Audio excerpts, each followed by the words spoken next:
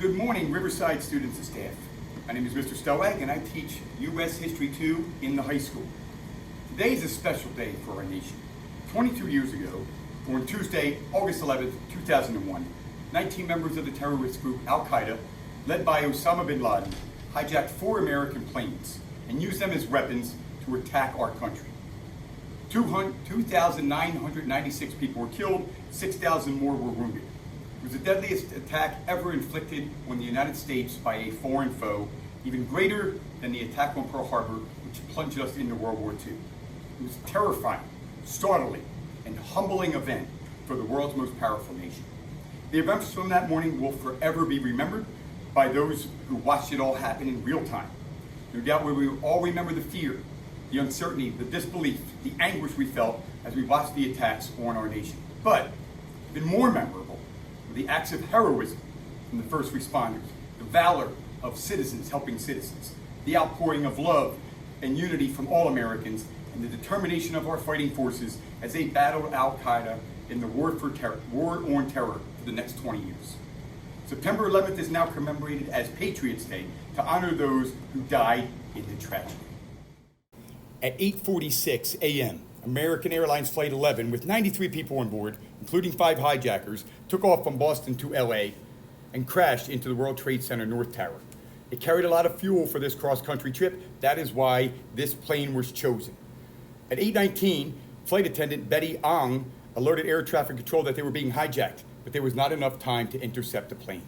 All passengers were instantly killed, and employees of the World Trade Center were trapped above the 91st floor. 9:03 a.m., United Airlines Flight 175, with 65 people on board, including the 5 hijackers, took off from Boston for LA, and it crashed into the World Trade Center South Tower. All passengers were instantly killed, as were an unknown number of people in the tower.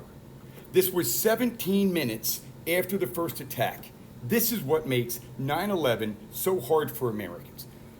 By the time the second plane crashed, every TV in America was on. We got to see the attack on our country in real time.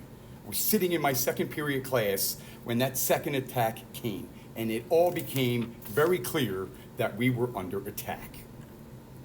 9:37 a.m., American Airlines Flight 77, with 64 people on board, including 5 hijackers, takes off from Dulles Airport in Washington and crashes into the Pentagon, the United States military headquarters.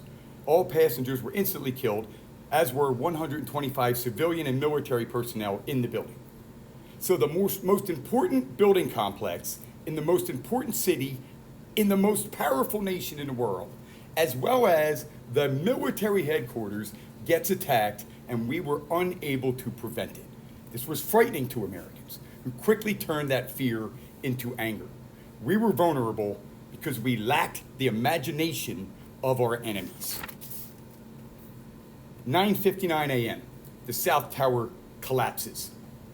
With the world watching, the World Trade Center South Tower collapses, killing thousands of people, including 343 first responders who were trying to evacuate people from the building. 10:02, United Airlines Flight 93, with 44 people on board, including 4 hijackers, takes off from Newark to San Francisco.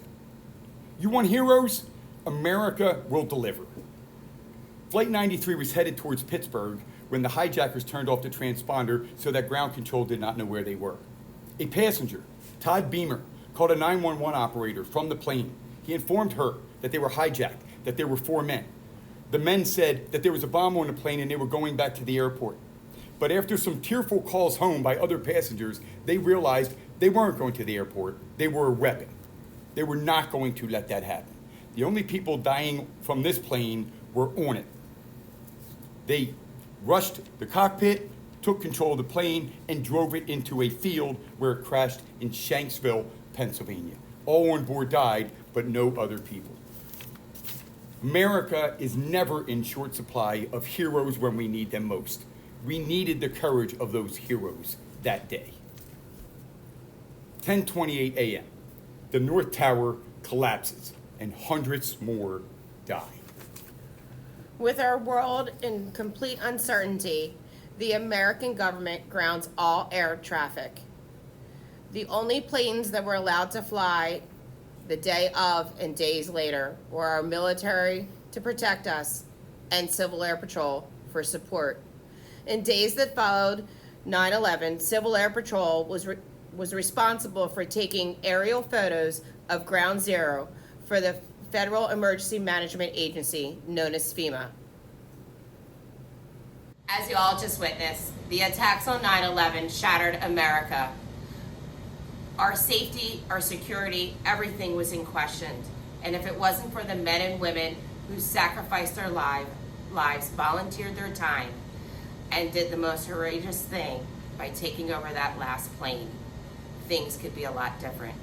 As we go through our morning today, we're going to be honoring and remembering the 4 events that took place on 9/11. When you hear the tones come across the speaker in the classroom, please take a moment of silence for 30 seconds and never forget this terrible day.